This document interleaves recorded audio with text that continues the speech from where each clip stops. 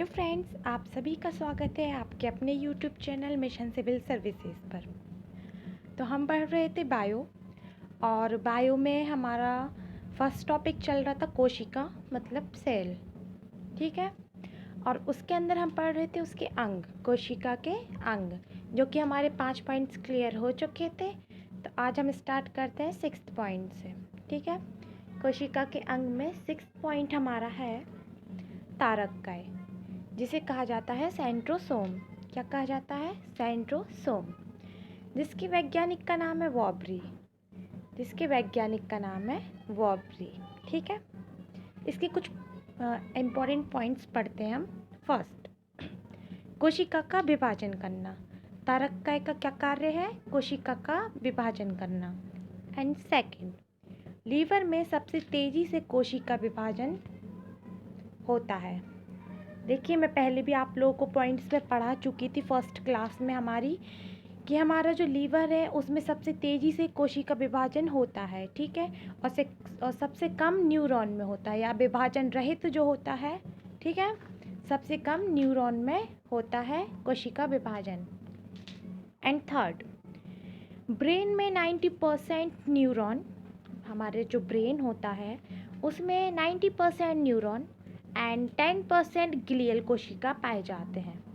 हमारे जो ब्रेन होता है उसमें 90% न्यूरॉन एंड 10% ग्लियल कोशिका पाए जाते हैं। ठीक है, तो सबसे पहले तारककाय जो सेंट्रोसोम है, उसके वैज्ञानिक का नाम याद रखिएगा वॉबरी। ठीक है, सबसे पहले इनके साइंटिस्ट और वैज्ञानिक के नाम खोजकर्ता और इनकी कार्य आप लोग याद रखिएगा। ठीक है, तो वैज्ञानिक का नाम हम पढ़ चुके हैं वॉबरी, और इसका कार्य कोशिका विभाजन करना। ठीक है, अब आते हैं हम 7th नंबर पे, जो कि हमारा कोशिका का अंग है। 7th number, अंतःप्रद्रव्य जालिका। क्या है? अंतःप्रद्रव्य जालिका। तो देखिए, इसका हम कार्य पढ़ते हैं। इसका कार्य आंतरिक कंकाल को बनाना या आंतरिक सहायता प्रदान करना है। अंतःप्रद्रव्य जालिका जो हमारा कोशिका का एक अंग है, उसका कार्य क्या है? मेनली आंतरिक कंकाल को बनाना, मतलब जो हमारा अंदर का कंकाल रहता है उसको बनाना उसका काम है। ठीक है, आंतरिक कंकाल को बनाना या आंतरिक सहायता प्रदान करना। देखिए, अगर वो आंतरिक कंकाल को बनाना तो वो एक प्रकार से हमारी सहायता ही कर रहा है, इसलिए आंतरिक सहायता प्रदान करना है। ठीक है, एंड सेकंड, चिकना, जिसे हम कहते हैं इंग्लिश में स्मूथ, ER बसा का निर्माण करता है। यह स्मूथ का निर्माण करता है। ठीक है, एंड थर्ड, प्रोटीन का निर्माण करता है। जो अंतःप्रद्रव्य जालिका है यह प्रोटीन का निर्माण करता है। ठीक है, यह किसका निर्माण करता है? यह प्रोटीन का निर्माण करता है, और इसका कार्य आंतरिक कंकाल को बनाना या आंतरिक सहायता प्रदान करना है। ठीक है, 7 पॉइंट हमारा क्लियर हुआ। अब आते हैं हमारे 8th पे। कोशिका का 8th मतलब हमारा जो अंग है नेक्स्ट, वो है राइसोसोम। क्या है? राइसोसोम।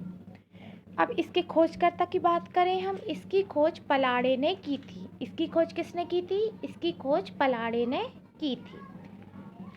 इसका कार्य देखिए, मैंने आप लोगों से पहले ही बोला था, एक उसके हो गए वैज्ञानिक जिसने खोज करता, मतलब इसने खोज की है, और इसका कार्य मैंने अभी जितने भी आप लोगों को कोशिका के अंग पढ़ा है उसमें प्लीज़ आप लोग एक वैज्ञानिक का नाम, उसका कार्य और भी उसके जो मेन पॉइंट्स है वो याद रखिएगा, क्योंकि इन सब में होता है कन्फ्यूज़न, तो प्लीज़ ध्यान से पढ़िएगा। देखिए, इसका हम कार्य पढ़े, प्रोटीन का निर्माण करना है। ठीक है, अभी देखिए हम लोगों ने उसमें भी पढ़ा था नेक्स्ट उसमें कि यही भी प्रोटीन का निर्माण करता है। अंतःप्रद्रव्य जालिका भी प्रोटीन का निर्माण करता है, तो कंफ्यूज मत होइएगा, क्योंकि राइबोसोम भी प्रोटीन का निर्माण करता है, इसलिए इसे प्रोटीन की फैक्ट्री कहा जाता है। देखिए, ये क्वेश्चन बहुत बार आ चुका है यूपीएससी एंड एमपीपीएससी में कि प्रोटीन की फैक्ट्री किसे कहा जाता है, तो प्रोटीन की फैक्ट्री राइबोसोम को कहा जाता है। ठीक है, या फिर क्वेश्चन ऐसा भी आ सकता है कि राइबोसोम को और क्या कहा जाता है, तो ऑप्शन में हमारा होगा प्रोटीन की फैक्ट्री। तो ऑप्शन नंबर हमें टिक लगा देना है, क्योंकि राइबोसोम को ही प्रोटीन की फैक्ट्री कहा जाता है, या प्रोटीन की फैक्ट्री राइबोसोम को कहा जाता है। क्लियर? अब देखिए 9th पे हम आते हैं केंद्रक, मतलब न्यूक्लियस।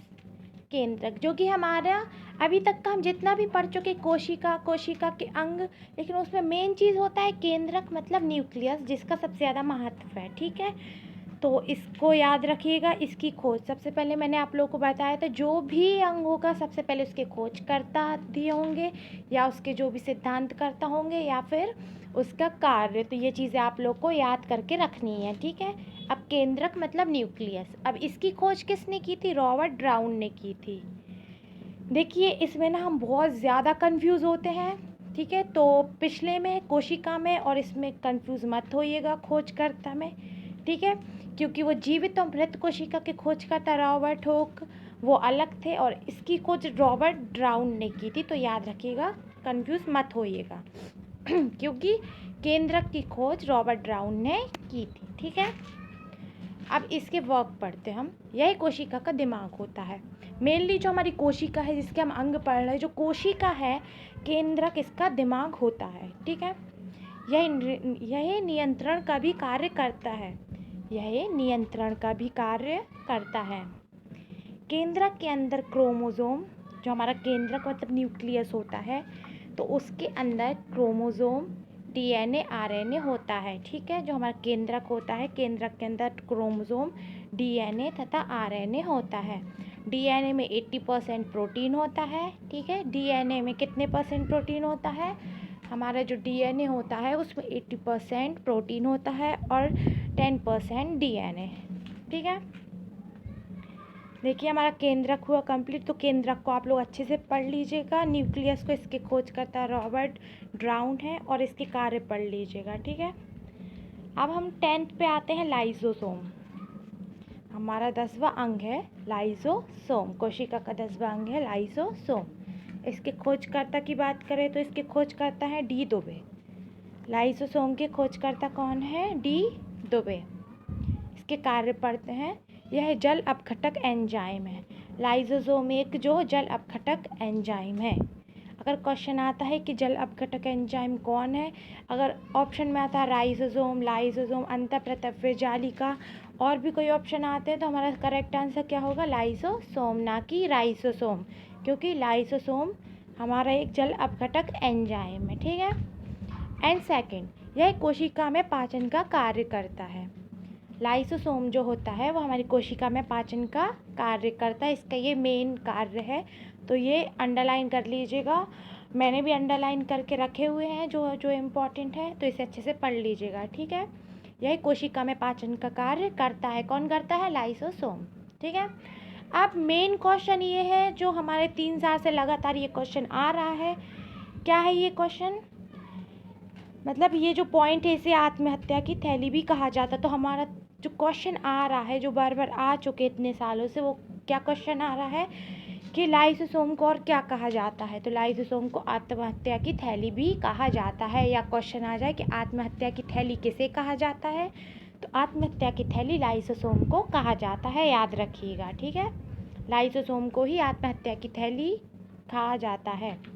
4th, आरबीसी में लाइसोसोम नहीं पाया जाता है। जो हमारे आरबीसी होते हैं, आगे जाके हम पढ़ेंगे इसके बारे में डिटेल में। तो जो हमारे आरबीसी होते हैं उसमें लाइसोसोम कभी भी नहीं पाया जाता है, ठीक है। अगर क्वेश्चन आता है लाइसोसोम में नहीं पाया जाता, तो लाइसोसोम में क्या नहीं पाया जाता है? आरबीसी में लाइसोसोम नहीं पाया जाता है, ठीक है। आपको घुमा फिरा के वो क्वेश्चन दे सकते हैं, तो अच्छे से पढ़िएगा, ठीक है। 2 टाइप के एक ही क्वेश्चन से वो 2 या 3 टाइप के क्वेश्चन दे सकते हैं। अब आता है हमारा 11th, जीव द्रव्य। क्या आता है? जीव द्रव्य, जिसे कहते हैं इंग्लिश में प्रोटोप्लाज्मा, ठीक है। 11th है हमारा जीव द्रव्य, जिसे कहा जाता है प्रोटोप्लाज्मा। देखिए अब इसका, यह एक रंगहीन द्रव्य होता है। जीव द्रव्य है जो, जिसे इंग्लिश में कहा जाता है प्रोटोप्लाज्मा। यह एक रंगहीन द्रव्य होता है। याद रखिएगा, इसमें रंगीन नहीं दिया है, इसमें रंगहीन दिया है, मतलब जिसका कोई भी रंग ना हो। रंगहीन क्या होता है? जो रंग से हीन हो, मतलब कि जिसमें रंग ना हो, ठीक है। और अगर रंगीन दिया रहता है तो हमारे बहुत सारे जो कलर्स होते हैं उस बारे में दिया, लेकिन इसमें दिया जीव द्रव्य एक रंगहीन द्रव्य होता है, मतलब बिना कलर का होता है, ठीक है। यह 2 प्रकार के होते हैं। जो हमारे जो जीव द्रव्य होता है वह 2 प्रकार का होता है। फर्स्ट, कोशिका द्रव्य, फर्स्ट कोशिका द्रव्य, एंड सेकेंड केंद्रिका द्रव्य, ठीक है। कोशिका द्रव्य को इंग्लिश में कहते हैं हम, देखिए मैंने आप लोग को पहले भी बताया था कि कोशिका का जो टेक्निकल नेम होता है वो होता है साइटो। तो यहाँ पे हमारे ज़्यादातर टेक्निकल नेम ही यूज़ होते हैं, English and Hindi come he use होते हैं, ज़्यादातर हम लोग के टेक्निकल नेम ही यूज़ होते हैं। तो ज़्यादा से ज़्यादा कोशिश करिएगा कि जितने भी वर्ड होते हैं उनके सारे टेक्निकल नाम याद करने की कोशिश करें आप लोग। कोशिका द्रव्य मतलब साइटोप्लाज्मा। देखिए मैंने आप लोग को पढ़ा था कोशिका का टेक्निकल नेम होता है साइटो, तो यहाँ पे क्या दिया है साइटोप्लाज्मा। तो अगर इंग्लिश में आ जाता आप लोग को टेक्निकल नेम आ जाता है साइटोप्लाज्मा तो कंफ्यूज मत होइएगा, क्योंकि साइटोप्लाज्मा ही कोशिका द्रव्य कहलाता है। एंड सेकंड केंद्रिका द्रव्य न्यूक्लियोप्लाज्मा, ठीक है, केंद्रिका द्रव्य न्यूक्लियोप्लाज्मा, इसके बारे में हम थोड़ा सा पढ़ते हैं। यह 80% जल का बना होता है, यह 80% जल का बना होता है, मतलब जो हमारा कोशिका द्रव्य केंद्रिका द्रव्य होता है उसमें 80% तो जल पहले से होता ही है ऑलरेडी, ठीक है। तो यह 80% जल का बना होता है और यह कोशिका के अंगों को अपनी स्थान पर रहने में सहायता करता है। जो हमारे कोशिका के अंदर जो सबसे अंदर जीव द्रव्य होता है न्यूक्लियस के अंदर होता है, कोशिका झिल्ली के बाहर होता है, जो हमारा कोशिका द्रव्य केंद्रिका द्रव्य भरा हुआ होता है जीव द्रव्य जो कि रंगहीन होता है, वह किस लिए होता है, सबसे मेनली वो हमें सहायता करता है कि जो कोशिका के जितने भी अंग हो वो कहीं पे बाहर ना निकल सके, मतलब कि यहाँ से वहाँ नहीं जा सके, वो उनको अपने ही स्थान पर रहने में सहायता करता है, ठीक है। तो देखिए मैंने आप लोग को ये पढ़ा दी है, उस दिन मैंने आपको 5 अंग पढ़ा दिए थे और उसकी थ्योरी भी समझा दी थी। और अभी आप लोग अगर नोट कर रहे होंगे नोट कर लीजिएगा, मैंने अंडरलाइन कर दी है इम्पॉर्टेंट इनमें जो भी पॉइंट्स हैं, तो प्लीज़ इसे अच्छे से पढ़िएगा, ठीक है। अब जीव द्रव्य तक हो गया है, मेनली मतलब बेसिकली हमारे कोशिका के अंग इतने ही होते हैं, ठीक है। कोशिका के अंग हमारे इतने ही होते हैं, हमने पूरा उसका जो द्रव्य से लेके पूरे जितने भी अंग हैं वो पढ़ लिए हैं। अब जो अदरवाइज़ जो भी रहेगा वो मैं आपको नेक्स्ट वीडियो में बता दूंगी, या फिर हम लोग नेक्स्ट टॉपिक स्टार्ट करेंगे, ठीक है। आज के लिए इतना ही, आप लोग अच्छे से इसे समझ लीजिएगा और नोट कर लीजिएगा, ठीक है। बाय।